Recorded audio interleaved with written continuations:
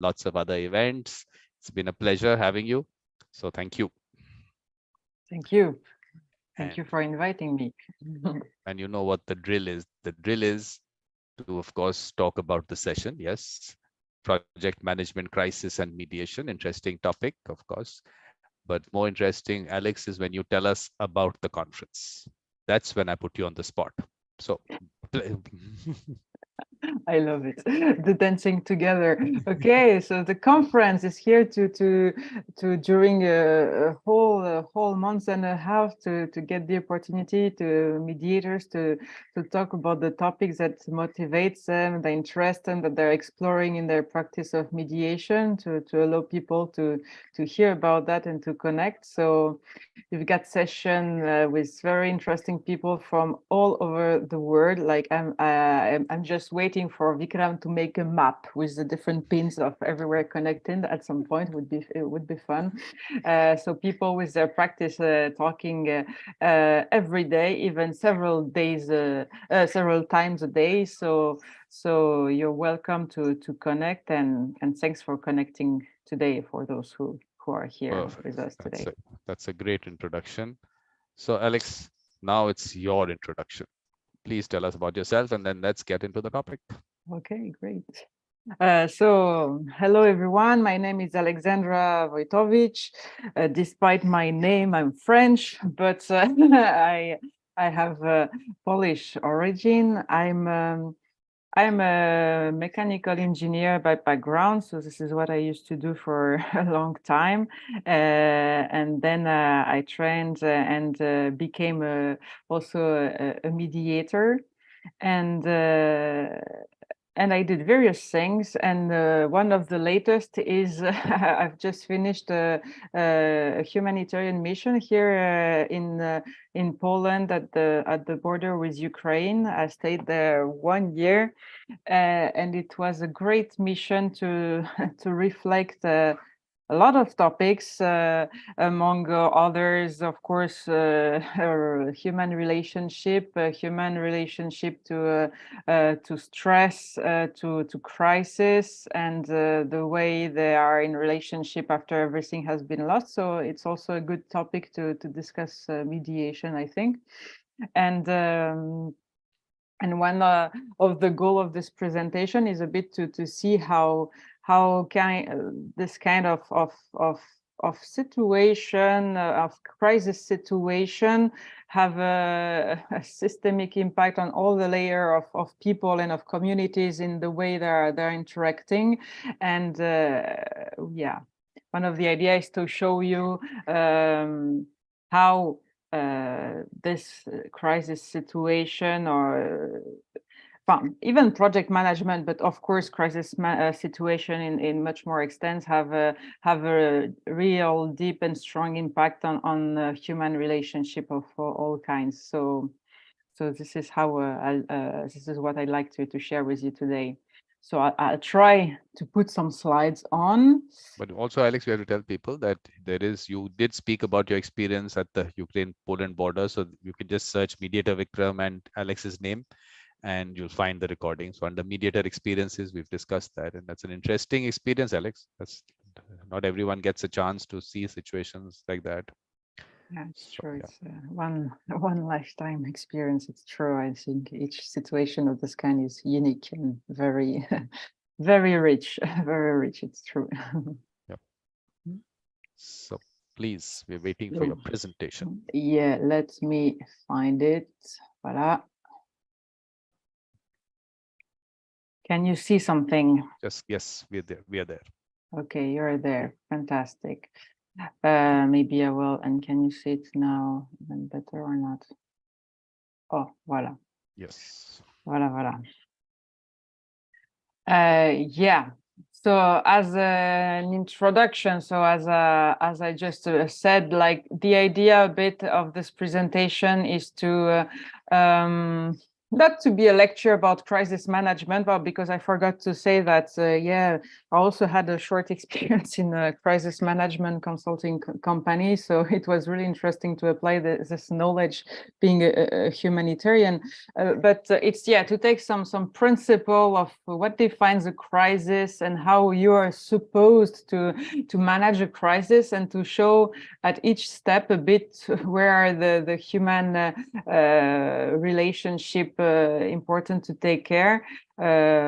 It's not meant to be exhaustive. It's just meant to show you, let's say, the human and the emotional impact of this kind of events in humanitarian. I mean, war zone, of course, but all kind of crisis, in fact, and then to show you a bit of why mediation we are practicing here is a great culture to develop at each level of society. Society, I would say, you know, from community to institution to any kind of organization. So let's try and go with that.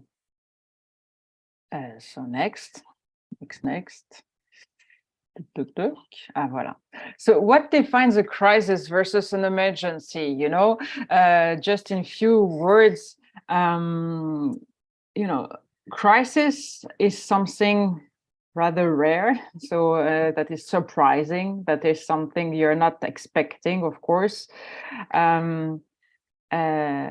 Which has a scope which is very much unclear, highly evolving, and on different topics, you know, whereas an emergency can have a defined scope and a limited scope.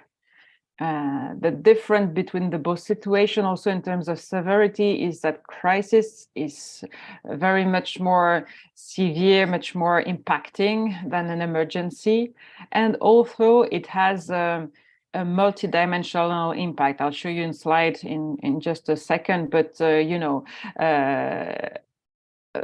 for instance, it can touch your reputation, the health, or the finance, or the lives, or business, or I see a typo, business issues or legal issues. It really can impact all kind of multidimensional aspects, which make it very much complex. The emotional level also of a crisis is something very much very important, because it can have a high level of controversies, of rumors management that can impact, and that can even make the crisis more severe. So it's a really important aspect of a crisis. You know, reputation, media and stuff can make things worse than just by the gossiping. In terms of a crisis also, the number of stakeholders involved in the situation is much larger, because it can, of course, touch the system where the crisis is originating, but it can touch everywhere. Well, you just need to think of, I don't know, COVID pandemic, for instance. You can see that the number of stakeholders touch any individual such as us, but also medical institution, political institution, all kind of institutions. So everyone in this crisis was involved. So, and the complexity of the crisis, so as we already said, is we don't know, we cannot predict. It's really complex management. There is a possible loss of control, necessity to switch from a normal organization to a specific, to an exceptional crisis organization. So, okay, COVID is still super fresh to our minds and touches everyone, so it's easy to understand. And an emergency could be, for instance, I don't know, a fire in a building. Of course, it's bad. Of course, it has an impact on lives and stuff, but we can manage. We know how to manage. We know how to deal with a fire. You send firemen and stuff, and then you can somehow take care and cope with the situation. So the crisis has, just to tell, so to set up the frame, has a really deep and large impact on the on very different dimensions. And just to show you another view of these dimensions again, so crisis can impact media, reputation, technical aspect, ethics and societal aspects, human, emotional, social aspects, political, legal aspects, strategic, economic aspects. So you can see all this dimension impact directly people, right? Media touch the public, technique touch the experts, ethics touch the opinion. All of this dimension are truly connected to people thought, to people impact, and if it's not managed properly, it can create even it can create crisis in the crisis. So it's important to have a bit this in mind when you think of a crisis. Another aspect I wanted to show you also, if the first reaction that you can generally meet when a crisis starts, which remember that we're just human beings in front of something difficult, right? And here are some standard, let's say, reaction, like the most common is denial, of course. It's not that bad. Come on, let's not mobilize and do something about this. Or the scapegoat, it's not me, it's them. Or, oh, it's not only me, globalization. But I will not read all of this. But you see, you've got all kind of reaction that have a purpose to put the crisis, the event a bit far away and not to deal with it, not to be responsible with it. So you can see that if the person in charge of the organization, let's say, or the organizations, the different ones that are touched by a special events, it's a deeply human reaction, and depending on how the responsibility is taken on managing this, it will have an impact also on people's security, on people's opinion, or people feeling of being considered and taken care of, right? And depending on how positive or not it is, it can, of course, create a conflict. It's a great ground of conflicts erasal, I would say. So another thing. So a crisis management, as we said, is something super complex and super emotional, and it's something that needs a specific training. Crisis management, theory are military savoir-faire at the origin. It's a military job, but that since years have been let's say, thought and transformed to be applicable also to the private sector and to all kinds of sectors. And you can imagine a military is trained every day to deal with this kind of situation, but it's not the case of you and me, of people, public, civil people, or even institution, even if more and more we hear about crisis management training and stuff. Of course, not everybody yet has been trained, or even just rose awareness about this topic, which I'm trying to do a bit today. So this kind of situation requires a great leadership, some processes and training of preparedness. So what is it about? Of course, you cannot be prepared about dealing with a specific crisis, because as we said just a few minutes ago, by essence, a crisis is a surprise. So you cannot prepare, you're going to have a tsunami on your head, or you're going to have a war started, or stuff like this. Of course, you can have weak signals, but you don't know. What you can do, though, is to get prepared in how to transform and put yourself and your organization in crisis mode, because if you don't do that, and if you're not prepared, and you have to deal this with a lot of stress, it will, of course, and obviously with all the responsibilities that are going through, it will increase all the dispute possibilities, where mediation will be needed, but mediation under stress, is a is a difficult thing to realize.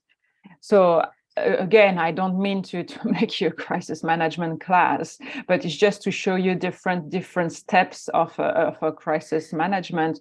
So CMC means crisis management cell. So we said earlier, when there is a crisis starting, you need to switch organization mode. You need to switch from your regular organization mode to the crisis management mode. So if you're trained, you have identified who will be the members of this crisis, of this CMC. You will need to know by name. You will need to know all the contact names, the key members. So you always have a CMC director, a CMC communication person, a CMC log keeper, noting all the history of what's happening. You have a legal person. These are the minimums, and then depending on the typology of the crisis, is it an environmental crisis, a medical crisis, all kind of crisis, you might need some different expertise to be integrated in this crisis management cell.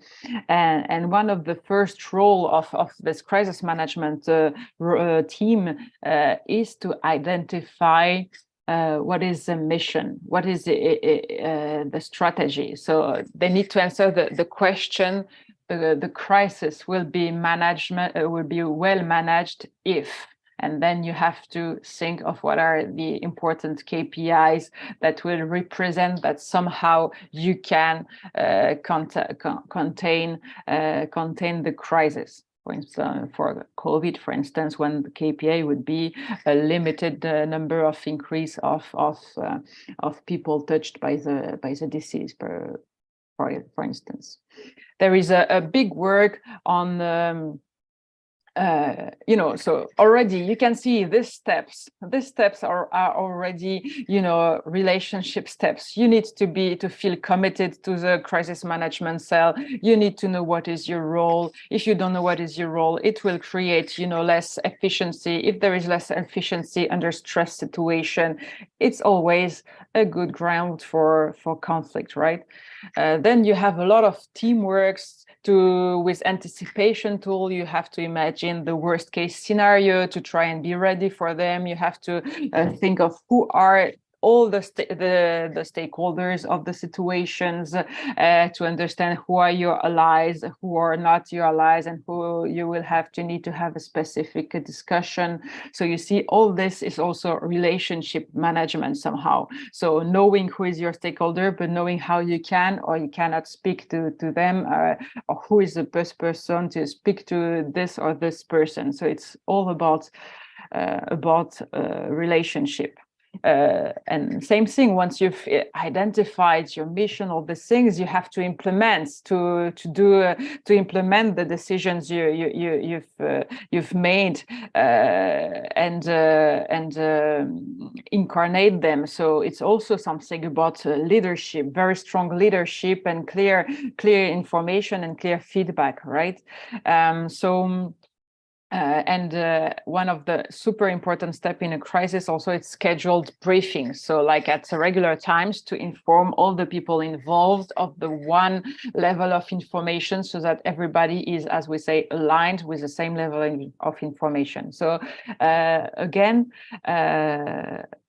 as you can see, the steps, it's not for you to remember them. It's just to show you that they are super, let's say, simple, technical, and really needed to be done. It's like a, tack. It needs to be processed very quickly, and depending, of course, on the typology and of the speed of the crisis, you have to be aware of each step, and really work in teamwork to make sure that all of these things are happening. So this way of working is really project management, but under pressure, right? So you need to be reactive at each point of this process. Otherwise, you will create miscommunication, you will create more victims, for instance, or you will allow the crisis to develop in a worst case than it should be, than it could be, let's say, and it's not good. It's not good for containing the event.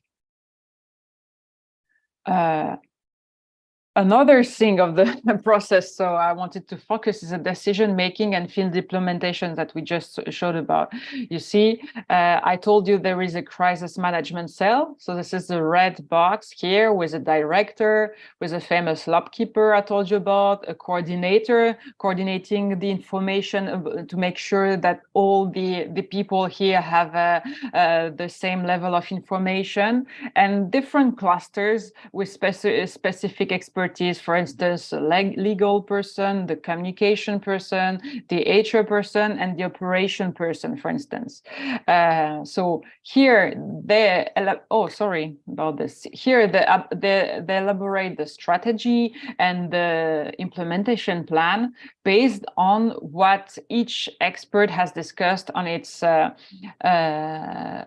its level of expertise. So it's another teamwork that we operate in each cluster. And these clusters are getting information from the ground, so from the field, because of course you can imagine from a crisis, okay, I'm still giving you a COVID example, but it can be the same, I don't know, for instance, for a boat transporting fuel that got an incident and that makes a huge stain of fuel in the sea. You need to every moment observe how badly it gets broader in the sea and stuff. Where have you managed to mobilize the cleaning boat and all these kind of things? So you need an update from the field constantly. So these arrows we're seeing are like moving 24/7, right? And so there is a lot of information exchange. So information exchange is, of course, a lot of human interaction, and this needs to be fluid.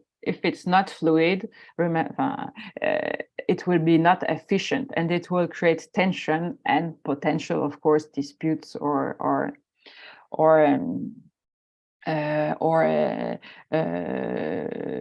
conflicts. Sorry. So voila, it's just to show you this.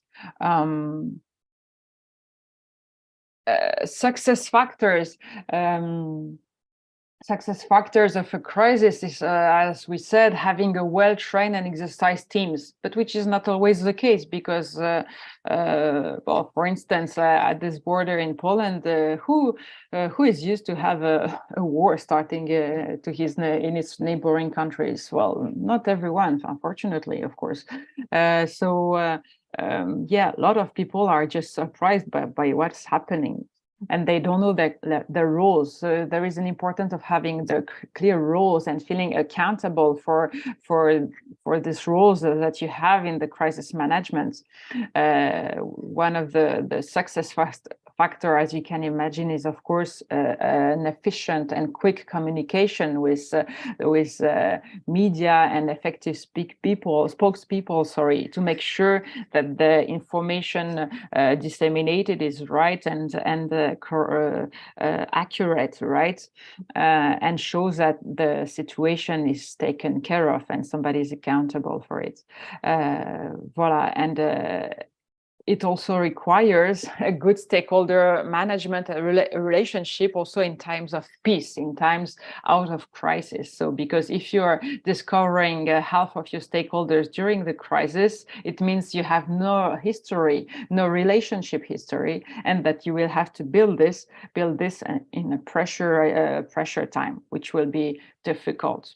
Okay, and again, soft factors. So I'm repeating stuff, but strong leadership. So again, it's linked to the art of relationship, quick decision making, proactive action on behalf of people, for instance, proactive and continuous communication, taking responsibility for being liable, or and not being afraid to say sorry and to show empathy at the early stage. So I think if you're mediators or and if you're dealing with things, you can easily understand that this kind of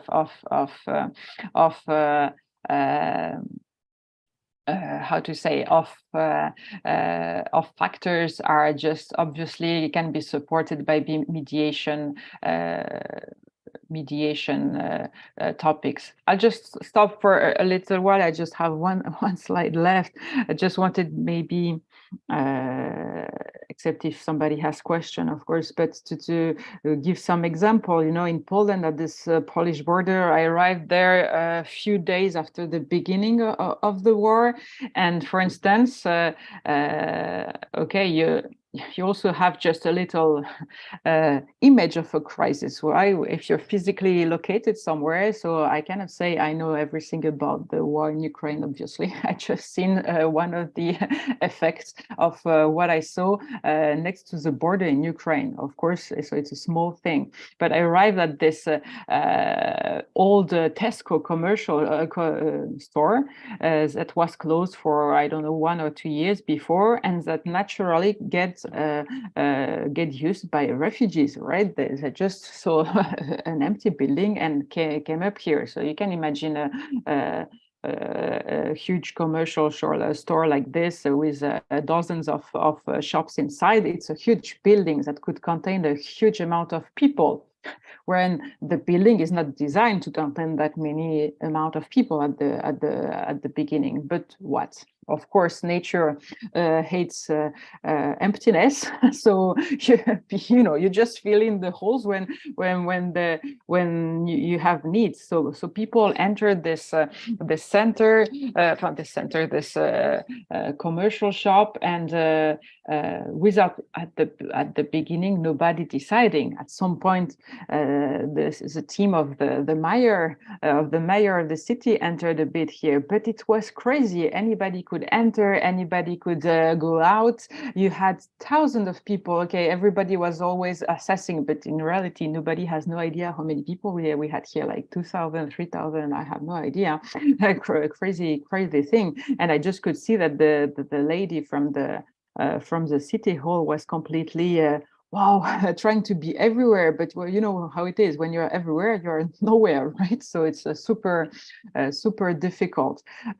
And why was it? Because it was difficult to implement this process of crisis management, because they had no experience of this. And it took them some time before they understood, when some organization like ours and others were trying to advocate them would be good to have some leadership on this building for many reasons, for security of the refugee, because you know, if you let anybody in, you don't know, in this kind of context you have people with good intention, people with bad intention, and it's difficult to to manage all this kind of intention. So you need to protect the people, because if you decide, if you're responsible to help the people, you have to put them in a safe and secure place, right? And so one of the things is to have this leadership to manage this place to be a safe place for them. So manage the entrance,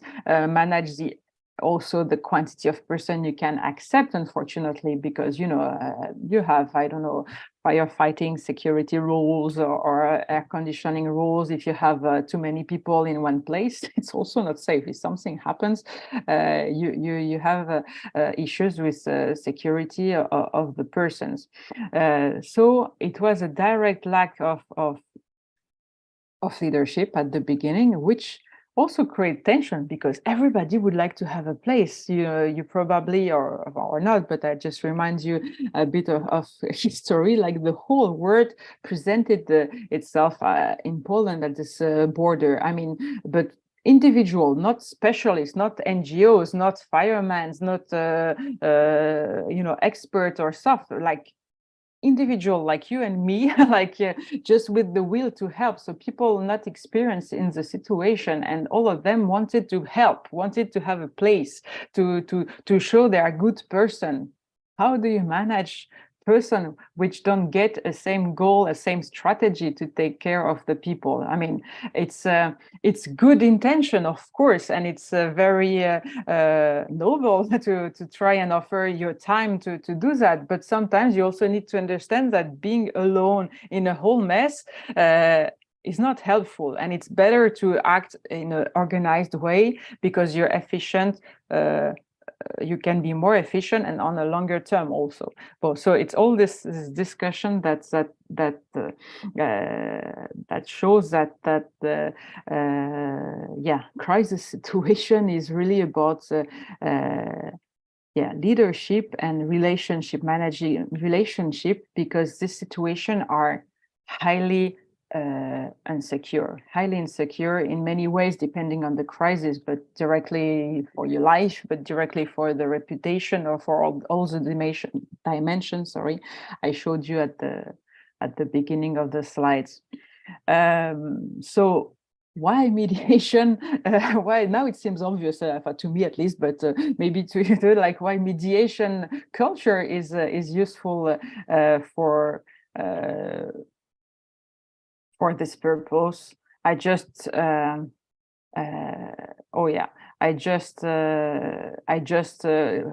selected few ideas. Okay, I see. I had some other slides. Sorry. Yeah. So what happens if these best practices and these processes we just discussed earlier are not applied?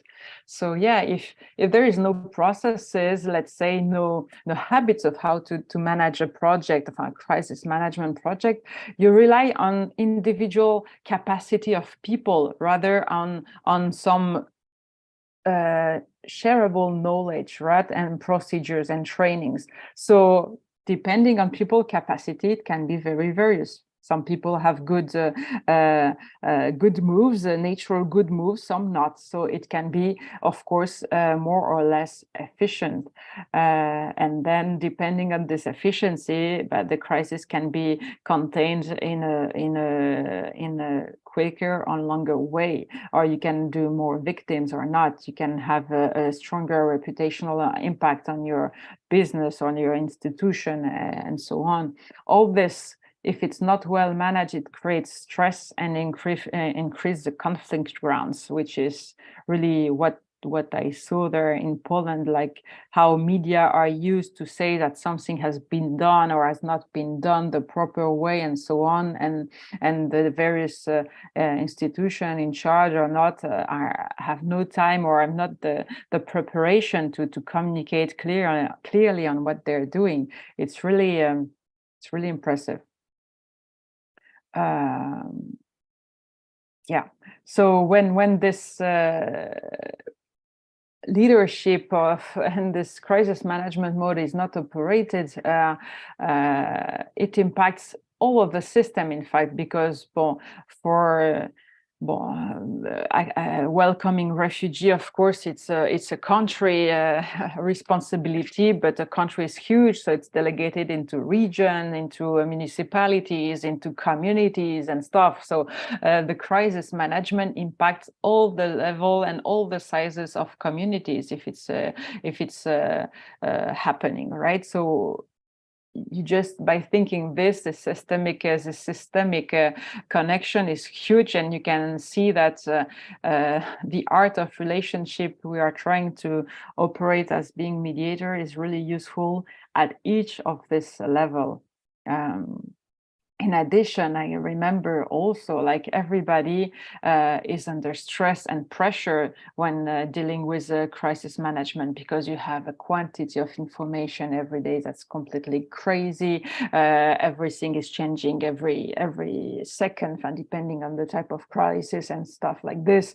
So if you're not able to be assertive, accountable, and organized correctly, it's so easy to get nervous and to get into conflict, that really having developed a mediation culture in your system, in your organization, in your community, helps a lot the communication and the dialogue to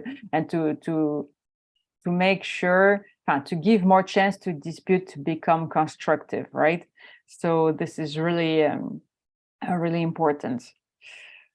So what are the how to say the interest of mediation in helping? There the same as in all cases, I would say, but create a mediation culture, a mediation ground in the communities and in the institutions. What does it allow? It allows to have people who are able to express the difficulties and the needs in a, let's say, a calm way, efficient way, not so emotional, let's say, and understand how to differentiate the situation from the persons, right? Which is really important here. Why mediation? Because it allows also to detect internal dysfunction and correct them. So, which can be done, of course, more in times of peace. So in between crises, I would rather in moments where you have no crisis. It's also an ability to restore communication and working on the quality of relationship. If you used to go through disputes in times of peace, let's say, it's easier to work together in times of crisis, of course. Having developed a mediation culture in your team, and it empowers staff by involving them in searching the solutions. So it means you're trained, you're used to make from a difference something creative and search for solutions. So which is of course very important also in project management or in crisis management as well, to be able to go around the difficulty and find the next solution, because you always have in your mind the goal. So another advantage of the mediation is to contribute to the implementation of more fluid and concerted operating rules. So it allows at some point to improve your organization, the procedures. I'm saying in the in the peacetime, if you're already worked on a best organization, then when you need to switch to crisis modes, you're already more trained and more flexible to this kind of things. And if you train your people from your community or your institution to mediation, you know that it shows employees that conflict situations are taken seriously and that you can make something out of it. So it's really important to have a mediation culture in any kind of groups, right? So well, I don't know what you think of this presentation. It looks more like how to deal with a crisis, but it's just to really show and say that mediation is a useful tool. And if we start implementing it in time, in peacetime, it will just be a great advantage to any kind of community to be able to deal with changing rules, changing organization, and this kind of things. Because our responsibility is to be able to I think to take responsibility for what we don't like, to try and find a way to make it different, to make it better, and to find a solution. So not feel ashamed of saying, voice something that's not good for us, that doesn't feel good for us, being able to voice it, and because this is the only way we have to be able to try at least to find a solution, right? If you keep it with you, you will just, feel the anger growing, and you can even finish to have conflict with yourself, which is not good, right? So it's it's very systemic, and the more we start before this process, I think it's a good thing for challenging times. This was the message. Excellent. Well, I don't know, really nice. I think this is really useful. I think you've put in your experience that you've had into processes and steps. I think that's really useful. So, but now, Alex, what you have to do is you have to tell us how to develop that culture of mediation. Well, I can tell you what I tried to do myself during this time in humanitarian mission. This is what I can tell you.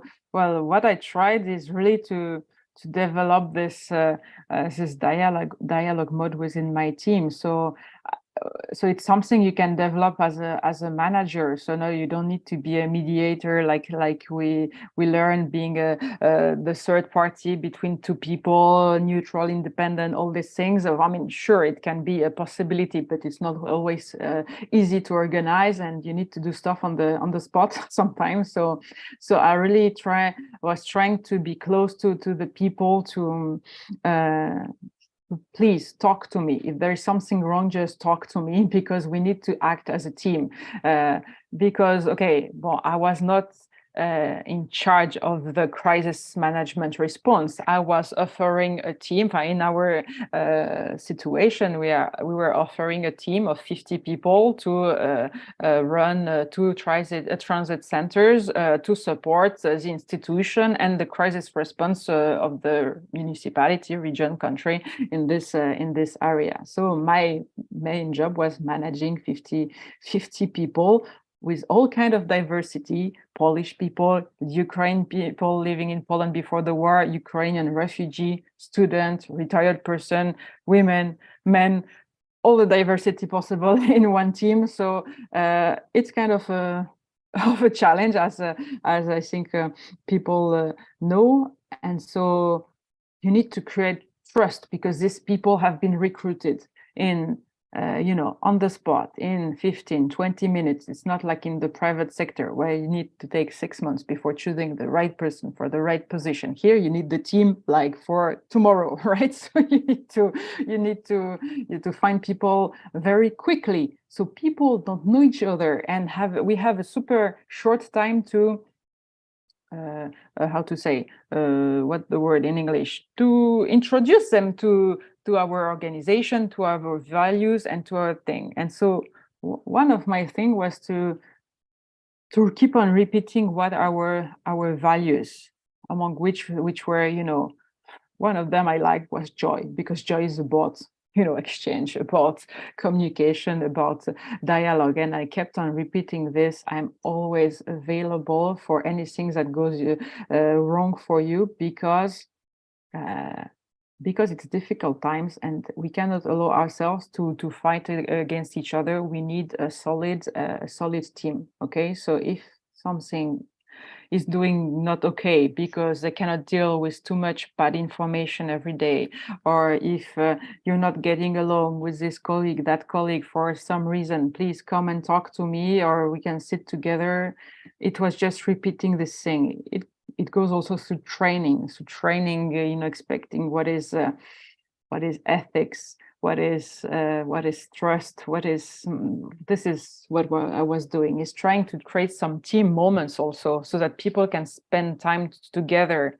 It was also offering some how do we call that, spot for them for peer review in small groups. They could sit together and discuss a difficult thing, because the task itself of welcoming a person in a center, it's easy. If you want to make it, if you reduce it to task, it's like a hotel reception, right? But the thing is, the person you're welcoming are not regular guests, because they're tired or aggressive or exhausted or something, or they want to get in and you won't let them because some rules don't allow or something, or and then you have a lot of fight, a lot of things. So it requires a lot of patience, a lot of understanding, and it's exhausting. It can be exhausting. So you need to have spaces to relieve this frustration. So can you call it mediation? I don't know, but I think it contributes to being able to deal with the things that bothers you, that bothers you, to try and prevent them from bubbling in your head.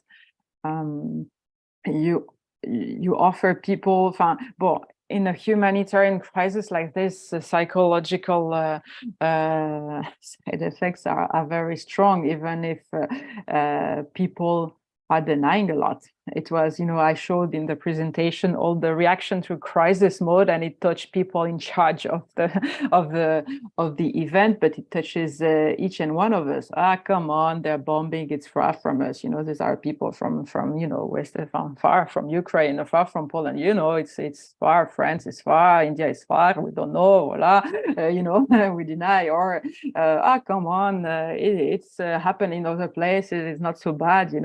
But for people, the closer you are, the closer, the more it makes it real, right?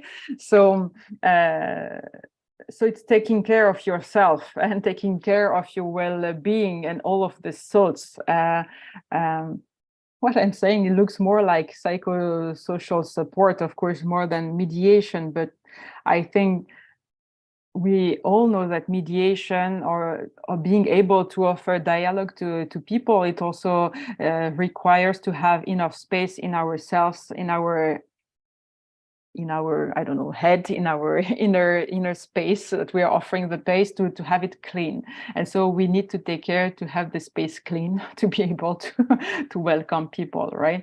So in this kind of situation, there is a lot of work to do about yourself, I think, a bit maybe more than in peacetime, I would say, maybe, to be able to help the people you need to support, right? And to limit the conflict and to entering the conflict, because people will look for the conflict because they're exhausting. Look for it even unconsciously, but because they're exhausting, because they want a solution now, because they want to be, helped now, because they can't make it anymore, because they've been traveling 3 days, changing 2 buses, they're traveling with 3 kids, yelling all the time, and nobody can rest, and blah, give me just a bed, or something. And so you need to offer them the quietness as much as possible so that they can rest in this space you're offering them. So I think, yeah, this is what I was trying to explain the people. And a lot of them were doing naturally. I was super impressed. And yeah, you need to have safeguards to repeat them. Guys, you're super great, you're doing great job, but please take care of yourself. Like, remember, even if everything seems fine, it's not a speedy run. You don't need to be Speedy Gonzalez, because it's going to be a marathon, right? See, it was supposed to be a quick war, like 1 month. Oh, look where we are. Oh, it's been 15 months now. Oh, and how much longer it's going to last? So it's a marathon, and you need to take care of yourself. So it's like doing shots of hello, are you okay? Do you take care of yourself? Do you need anything? Hello. And yeah, this was this mediation culture, which I have to admit is more related into self-care in this example, I would say, but I think it's essential to be able to offer dialogue without getting crazy, because I think basically it's that mediator mindset. So it's not just about actually doing a mediation, but the role of a mediator, role of that mediator mindset. And I mean, I always believe that there was last year in the last conference, we had a discussion on mediators as leaders and leaders as mediators. So I think that is what needs to be put out there, that you need those kind of people who can actually facilitate those conversations, can connect at a certain level. So I think those are, I think, important things where the culture of mediation, to develop it, has to develop around those people with the mediator mindset. So now the next step is to actually identify them.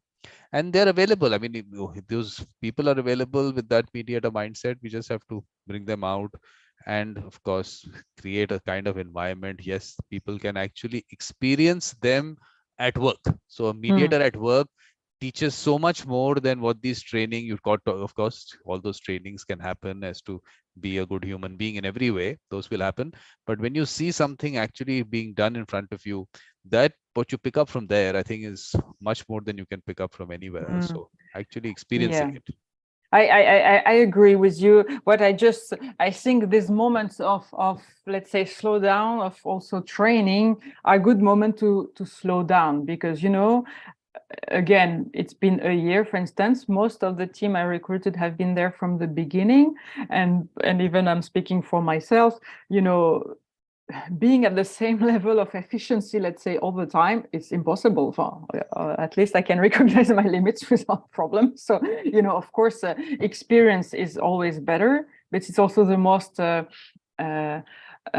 committing, from the most exhausting, I would say. And so having this moment sitting to reflect what you're doing are also good in this sense. There are, in my humble opinion, moments to, sit a bit with yourself and not being in the effort, but when you're in the long run. But of course, otherwise, I agree that you learn much more from real experience than from training on the blackboard, blah, blah, blah, of course. But you need moments of, full and low, a bit exchange, because you cannot be full power all the time. Well, at least it's my my feeling. But you can do that, Vikram, I know, because you are a Superman with all this conference. I'm always like saying how you do that, but but I'm not at that level yet. So I recommend sometimes some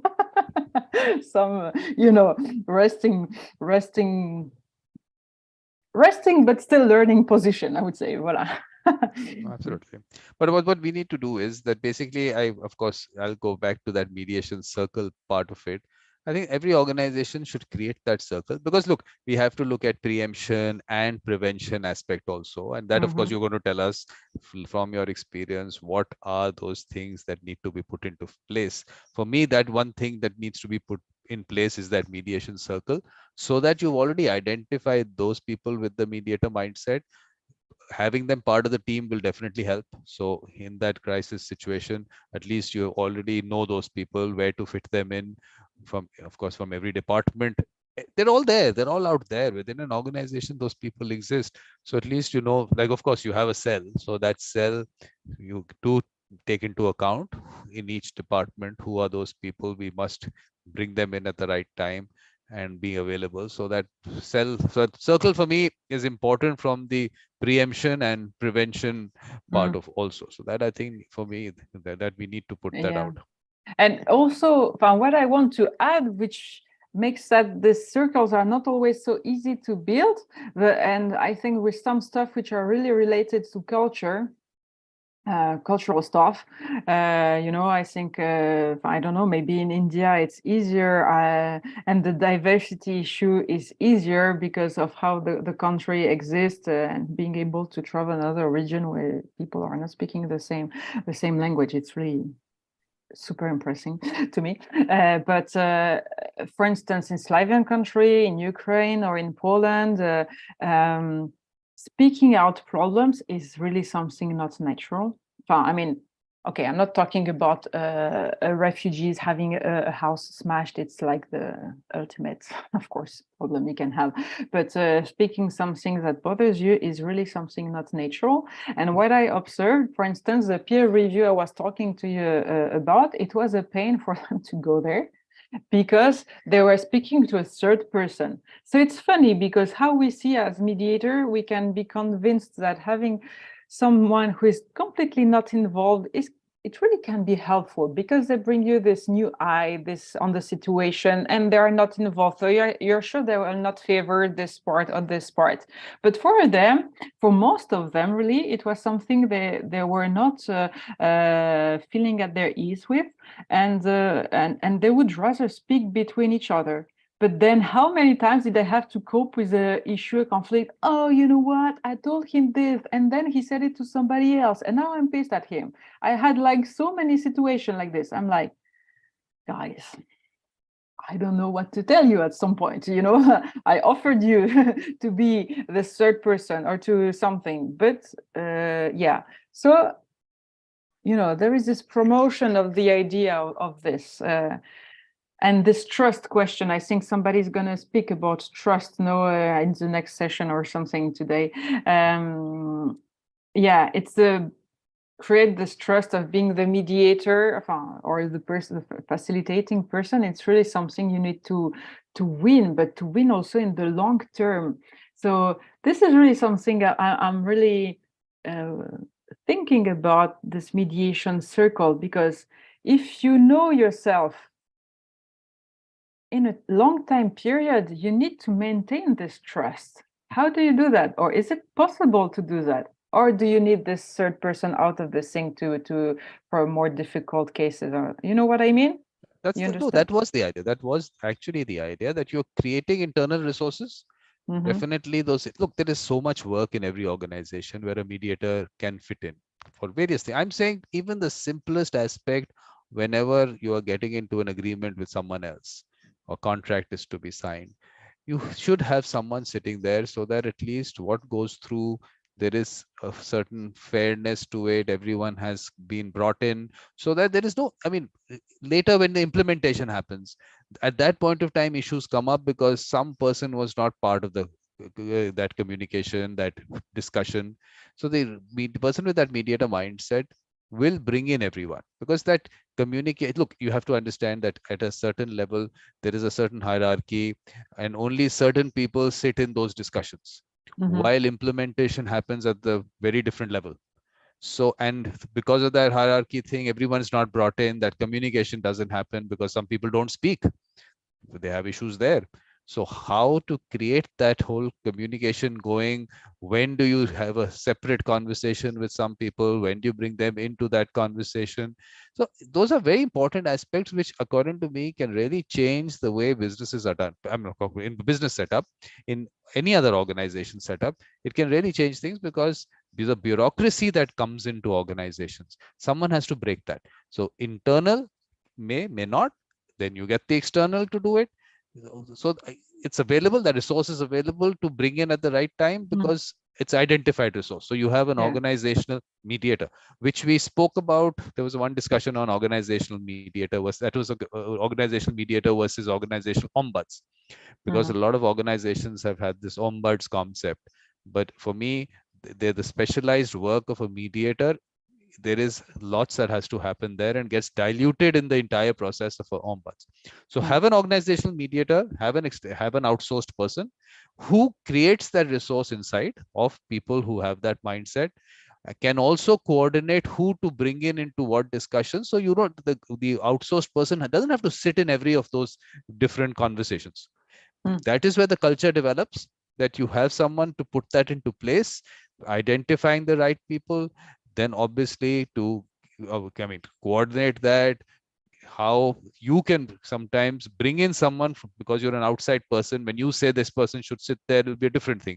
An internal person saying that might create issues within the organization. So there are lots of things that whole permutations, combinations kind of things, that Yeah, all that would sure. happen. So Mm. it'll be interesting. I'm telling you, this needs to be put into place, and we need to put it out to organizations to at least, I mean, try it, start it. What is the harm that can be done? Yeah, well, try. It's, we're trying with friends, because I'm thinking also for project mediation, it's my culture. I've been working as a project manager for 15 years in engineering, and of course, mediation is needed at each step, in fact, like because you're gathering different expertise, different culture, different agenda and everything. You're copying all of this big, but you as project manager, you have one goal, is to finish the project on time with the good quality and the good cost. So you're like, oh, and so yeah, for me it was always important to be able to have people speaking to each other, but also for my personal comfort, because I don't like when people are fighting in teams. But yeah, it's not always everybody's interest. So yeah, it's really about convincing organizations that they will make them stronger and more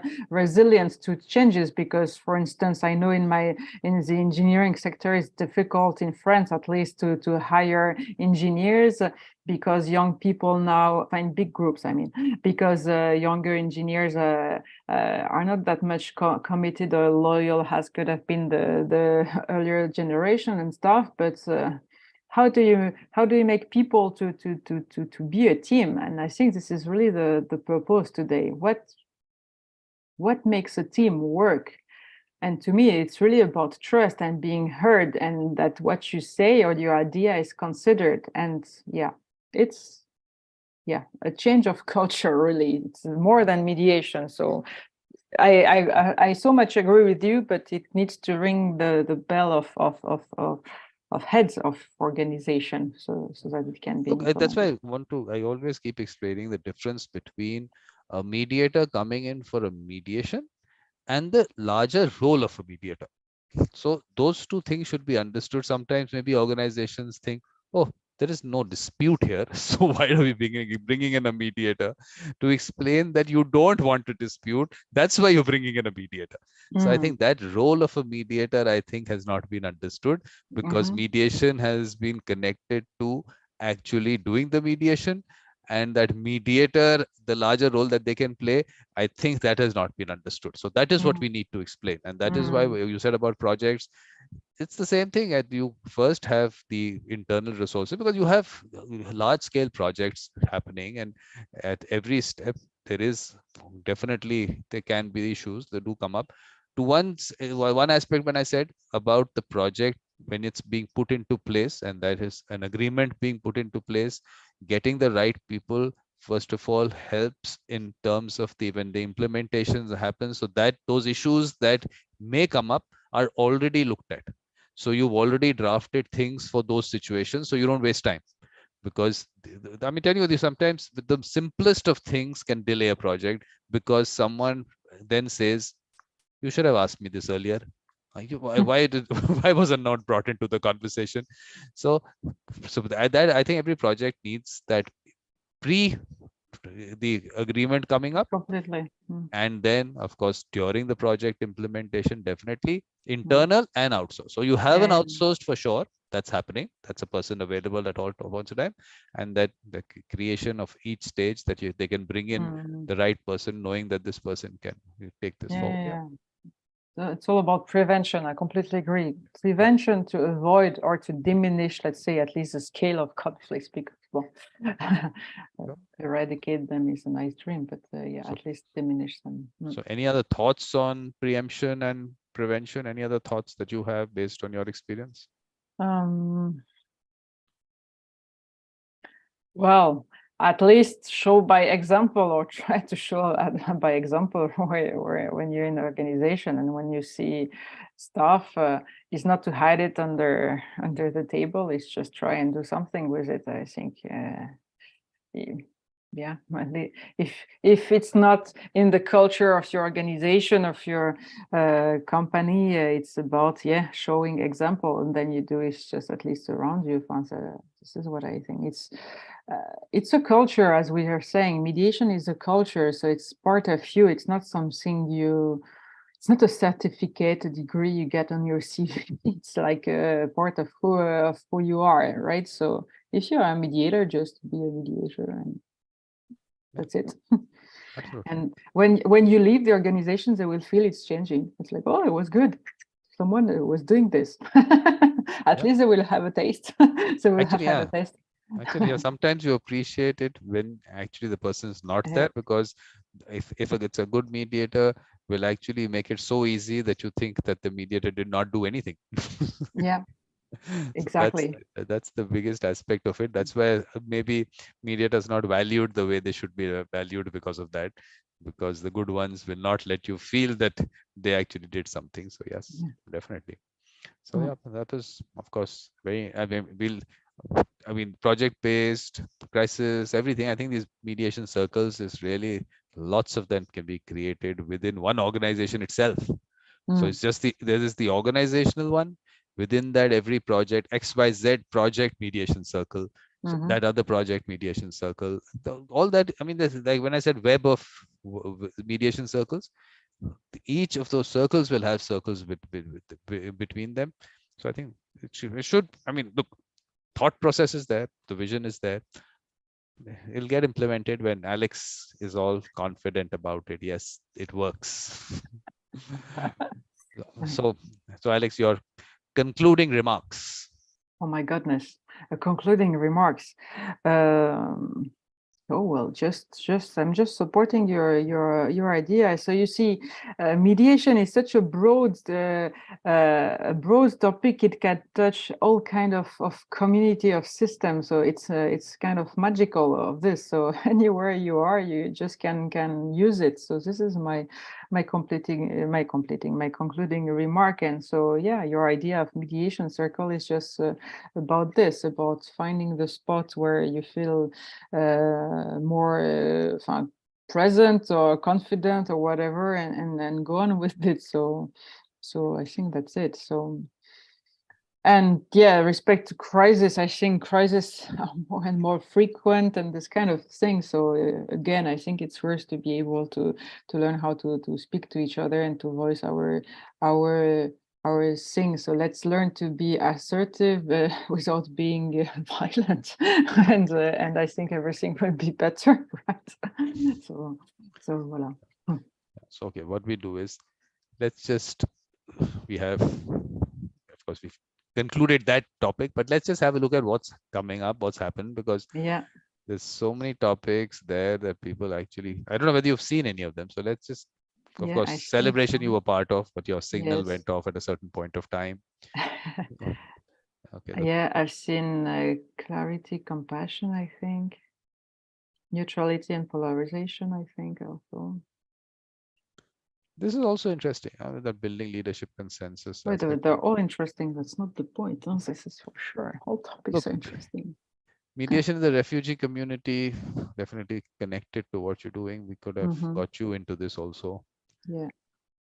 Because Desiree is actually a refugee from Burundi. He's in a refugee camp in Rwanda. So he wants to do things there. So, I mean, he's looking, of course, he's looking at how his project can be funded. And I told him, look, what I can do is I'm asking you to come here, you're speaking about it, and people would get in touch with you. So it's like creating a mediation circle in that camp, which is what I told him to do. So that's happening. The skill of ignorance was a little short because Gabriela came in a little late there. The mask aware as a mediator was really interesting. Shelley took us through her own personal experience, the way she has to conduct herself, because of course this was about how a Black woman is looked at and those kind of things. So okay, so changing the language of mediation. Oh, this is interesting.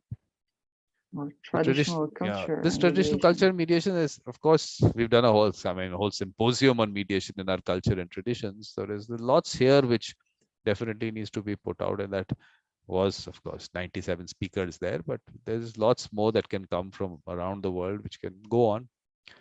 I think what I can do is I should have this whole every day. I can still do sessions of various topics and still not be enough. Yeah, of course. Okay. So mediation. Yeah. So okay, how mediation. We can have it, integrated in our brain, because it's like hours and hours of recording here. I know. But of course I have to speak to you. We can speak to. Speak about that skill development project for sure. That I want to put it out there for people. So mediation, the judiciary authority, as a judge in Brazil, and she really has that mediator mindset. So it's really nice to see judges having that mindset. Okay. So lots of Spanish sessions. In the AI tools, we actually did the actual Chat GPT mediation. So Chat GPT was made the mediator. And it really, I was telling them also, look, the point is that layer of people is not available for people. So at least if they can actually go there, they have free access to something which at least can give them a direction. But actually not just direction, it actually generates very interesting options. So a thought process can be ignited, and then you take it forward from there. So it's a really, I think, ChatGPT is a really good tool in terms of mediation. Just have to, very simple thing, just tell ChatGPT, you are the mediator between so and so. Now start the process, and it actually goes through the process. Seriously? Yeah, that's a whole live thing lying there. I can show it to you here also, because the whole entire chat is available to me here also.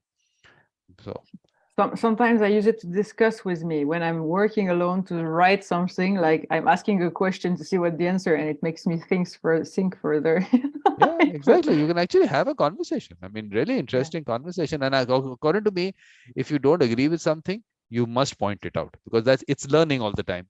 So that will also help in further taking it into a certain direction, because I had a conversation on neutrality with it, because it was told me mediator is neutral, and I said, why is a mediator neutral? And I had to take it to the direction to explain to ChatGPT doesn't have to be neutral. So that And was you convinced him? yeah, obviously. It, whatever.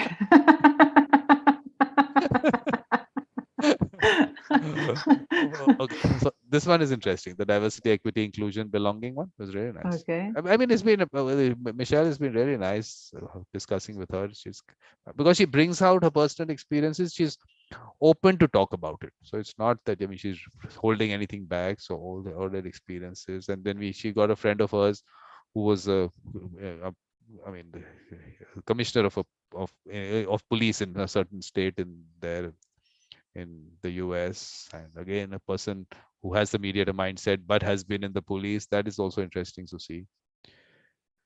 Yvonne, of course, she did it in Portuguese, but then I told her that she can do it in English, so she's doing it in English later. This is mediation in small and medium enterprises.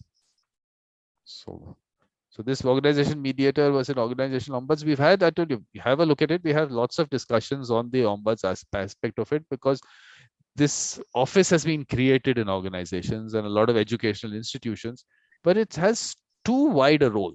And I don't think that's good for that office also. It hasn't taken off. People don't know about it. It's been there for 50 years and people don't know about it.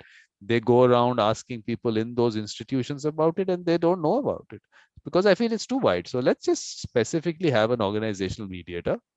You do your ombuds thing of, okay, counseling and conflict coaching and all that. That's your job. You can do that.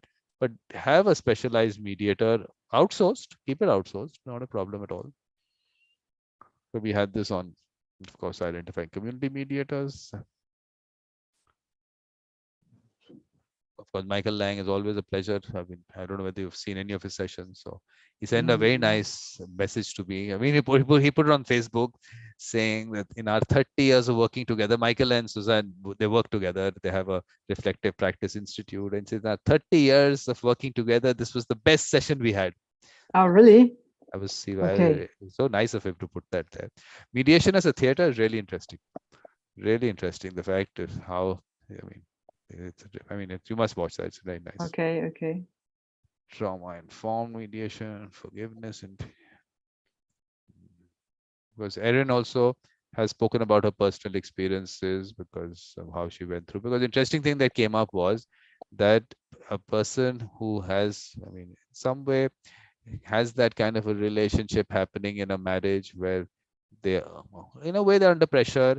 They have, harassed in whatever way, and then now they're sitting in a mediation. Are they able to be themselves? First of all, if they settle something, is it really a free will concept? So how to handle those kinds of things? So she's spoken about her own experience, which was really nice. Randy, of course, always brings in an interesting perspective. And community mediation. This was, look, Nazesh had given this topic, improving access to justice, but the question mark wasn't there. I put that question mark there because I don't think mediation is access to justice. So we discussed that. So I told Nazesh that we can have a discussion on Saturday on whether mediation is access to justice. Yeah. Because I gave her, she needed time to discuss, at least prepare, because I put her on the spot, which I do, I would do that. So she's actually she's a professor in one of these law schools. So I said, like, if she can get her students involved in that research and everything, because lots has happened in this discussion in the world, and I always feel that the judiciary has gone about interpreting it that way only because it's their self-interest that mediation is used, because they're inefficient. But is it really, are we fooling people by saying mediation is access to justice? So that we'll have a discussion on Saturday. I have to put it up on the schedule. Good, reminds me there. Of course, then we had our lots of Spanish sessions yesterday and today, and of course your session. Always a pleasure. And then we have Andrea again, someone who's all been on various shows. So that these are coming up. The database of mediations is interesting. That actually, and again, this can help even artificial intelligence to learn about mediations and then when someone goes about and says become a mediator, at least it has some resource to go back to, which, because Yeah. otherwise mediation there is nothing recorded.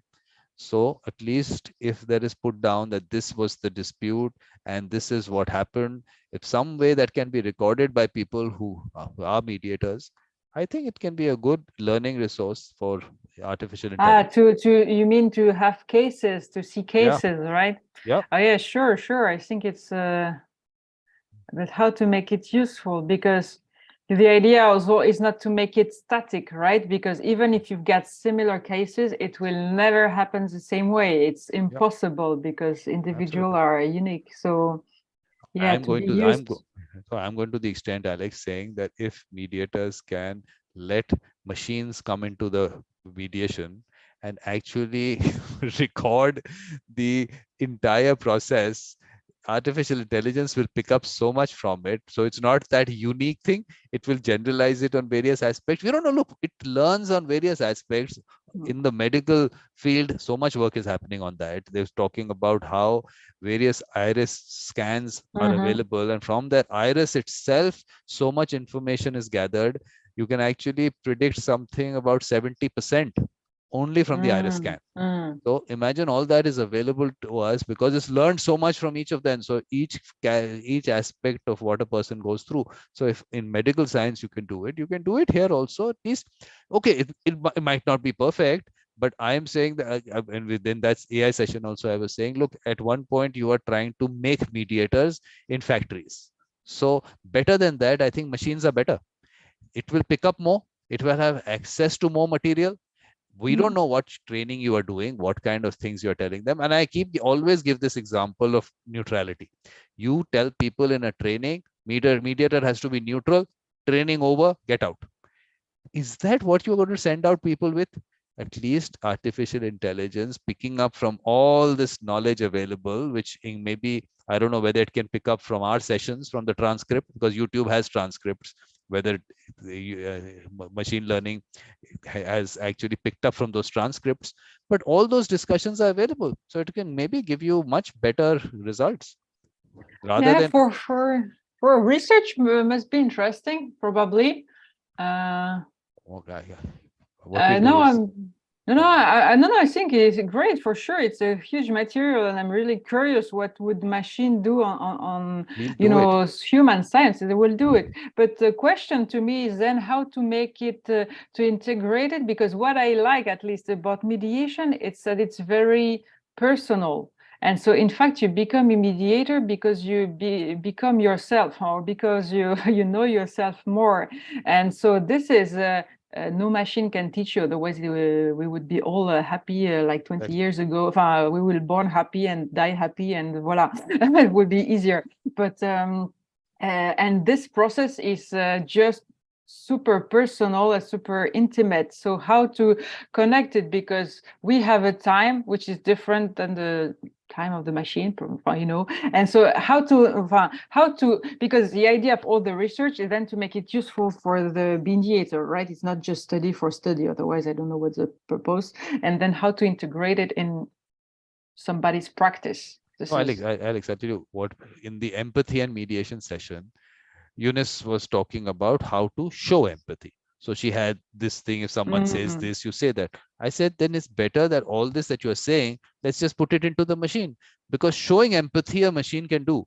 It's a feeling part of it where the human is required. So mm, we need those humans for that part of it. All this training that you are telling people, this response on this thing, you do this response. I think that's because look at the scale.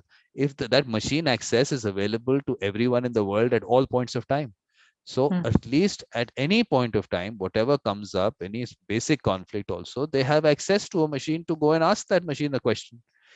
I will show you. I will show you the actual thing. We will do one example together. After we'll shut this, we'll shut the live stream and we'll do an Okay. example together. You'll be very surprised the output that you get. You'll be very surprised today, maybe because you maybe haven't Yeah. tried it on that No, level. no, no, no, I haven't. I I'll show admit, you. I'm curious. I'm happy. I'll show Okay. you one right now while we're on live stream on the AI session. The example that we did, I'll show you that, of course, right here.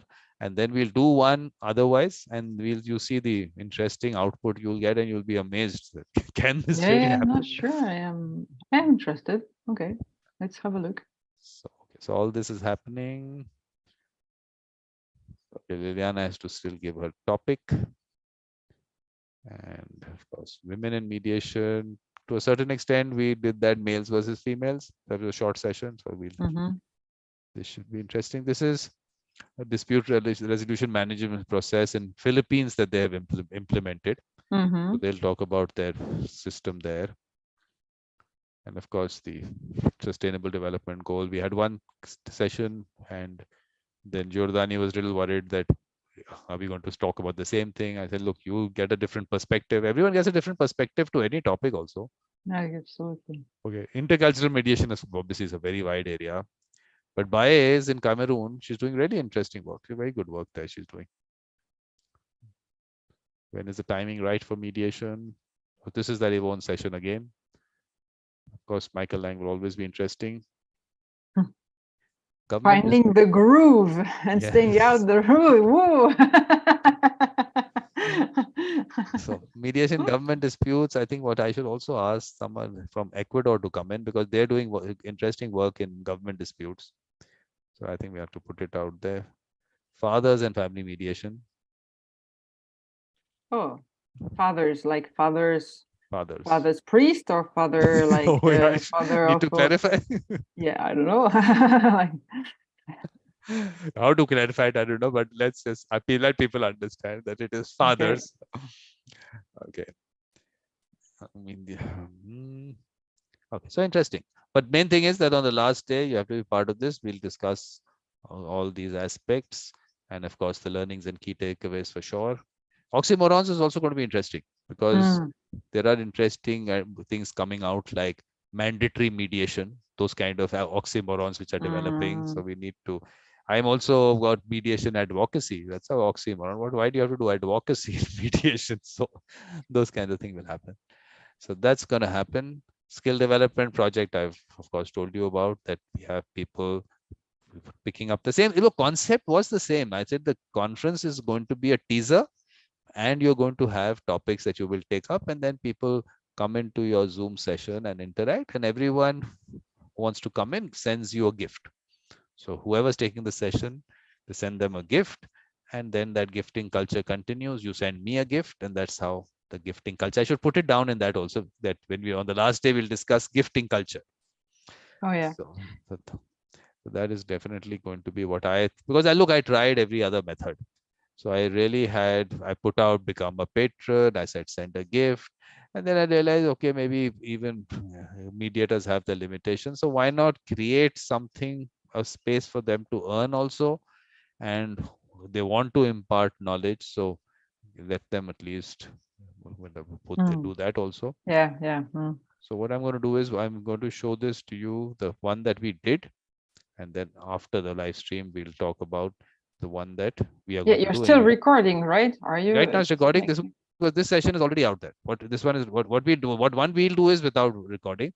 So this is how I put it out. Okay.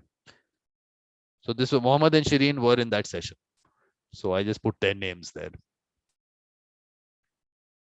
Okay. So I basically the question is, this is how you put it to ChatGPT understands if you give it a role to play.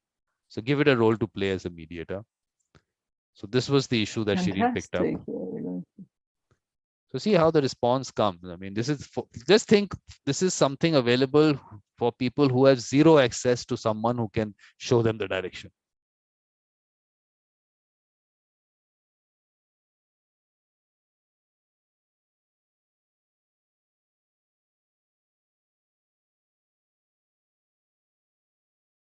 Crazy. Love it.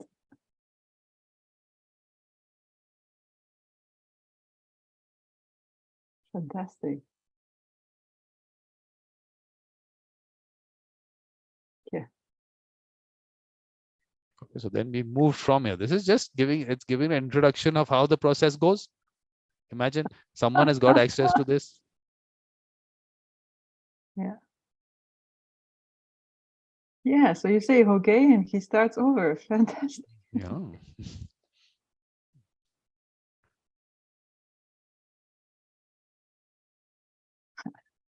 Shireen, please actively listen.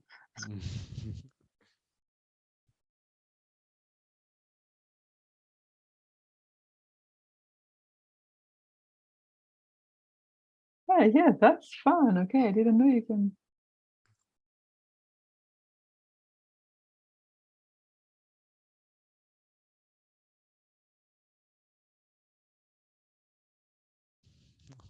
Good, at least someone is drilling some sense into you. Oh yeah, that's funny.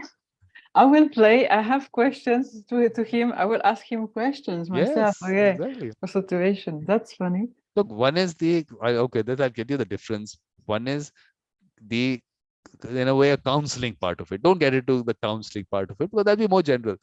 Pick up an actual dispute. That's really interesting. But okay, let's see what comes out. You'll be interested. You'll be find that interesting.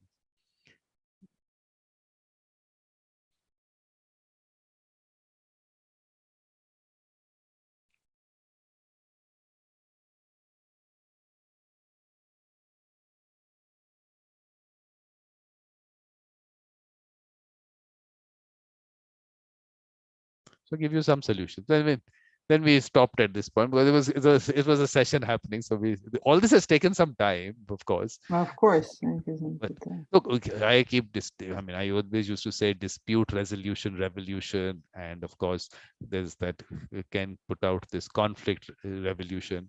I said, look, conflict sometimes, of course, I mean, you don't really aren't able to quantify the result sometimes. Okay, so but a dispute, I look at it from whether I can take it to court or not. Let's just look at it from that way. So let's put up a dispute which you can take to court, but we'll do it after stopping this live stream. yeah, that's So, fun. Alex, thank you very Okay. much. Thank you very much. Thank you very much, Vikram. It's always a pleasure speaking to you, and we should Always, keep doing this more often. So, yeah. always shared. So